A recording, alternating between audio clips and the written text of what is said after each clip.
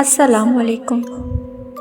یہ واقعہ کراچی کے ایک پرانے علاقے کی سڑک کا ہے جہاں رات ہوتے ہی سناٹا چھا جاتا تھا۔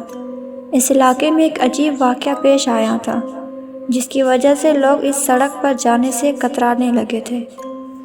یہ واقعہ میرے ساتھ کچھ سال پہلے پیش آیا تھا اور آج بھی جب میں اس رات کے بارے میں سوچتا ہوں تو میرے رونگٹے کھڑے ہو جاتے ہیں۔ میں نے کبھی سوچا بھی نہیں تھا کہ میرے ساتھ کچھ ایسا ہوگا جو میری زندگی کو ہمیشہ کے لیے بدل دے گا۔ ایک رات کی بات ہے جب میں اپنی موٹر سائیکل پر رات کی شفٹ سے گھر واپس آ رہا تھا۔ تھکاوٹ سے چور میں بس جلدی سے گھر پہنچنا چاہتا تھا۔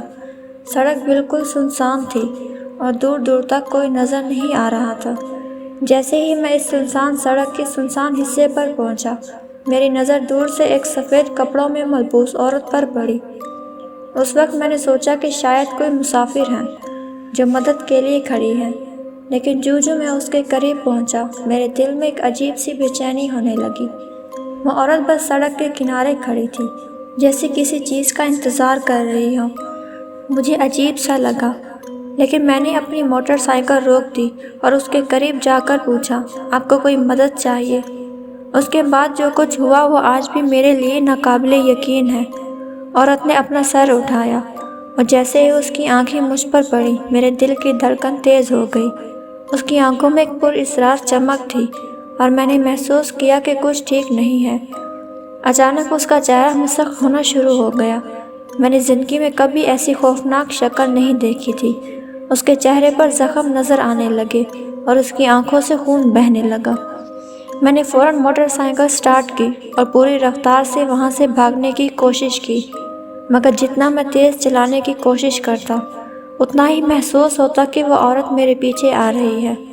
میں نے پیچھے مڑ کر دیکھا تو وہ عورت سفید کپڑوں میں ملبوس ہوا میں اڑتی ہوئی میری طرف آ رہی تھی۔ دل خوف سے کانپ رہا تھا، لیکن جیسے تیسے میں اپنے گھر پہنچ گیا۔ گھر پہنچ کر میں نے فوراً دروازہ بند کیا اور اندر آ کر سکون کا سانس لیا۔ اس رات میں بستر پر لیٹا، مگر نیند میری آنکھوں سے کوسوں دور تھی۔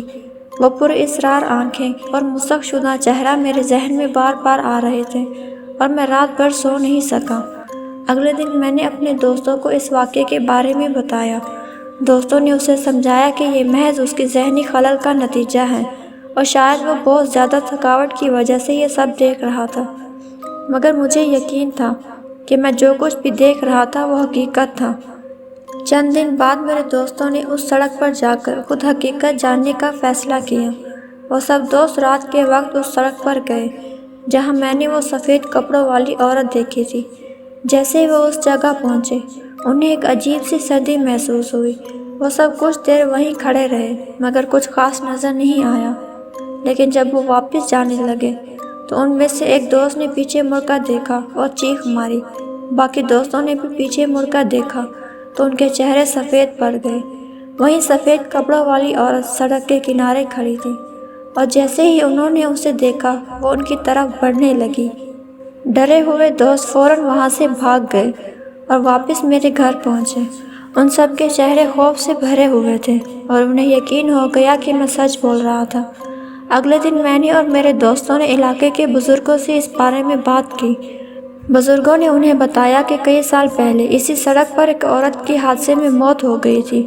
وہ عورت اپنے شوہر کے ساتھ جا رہی تھی جب ان کی گاڑی کا ایکسیڈنٹ ہوا اور عورت کی موت موقع پر ہی ہو گئی۔ کہا جاتا ہے کہ اس کی روح آج بھی انصاف کی تلاش میں ہے اور اسی لیے وہ رات کے وقت اس سڑک پر نظر آتی ہے۔ میں نے اور میرے دوستوں نے اس کے بعد کبھی اس سڑک پر رات کے وقت نہ جانے کا فیصلہ کیا، مگر وہ عورت آج بھی اس سڑک پر لوگوں کو نظر آتی ہے اور جو بھی اس کے قریب جاتا ہے اسے اپنی جان کی بازی ہارنی پڑتی ہے۔ اگر آپ کو اس کہانی نے ڈرا دیا ہے تو سوچیں اس رات میرے دل پر کیا بیتی ہوگی۔ ہمیشہ یاد رکھیں، کبھی بھی ایسی جگہوں پر مت جائیں جہاں کے بارے میں آپ کو کچھ نہیں معلوم، کیونکہ آپ کو نہیں پتہ کہ آپ کے ساتھ کیا ہو سکتا ہے۔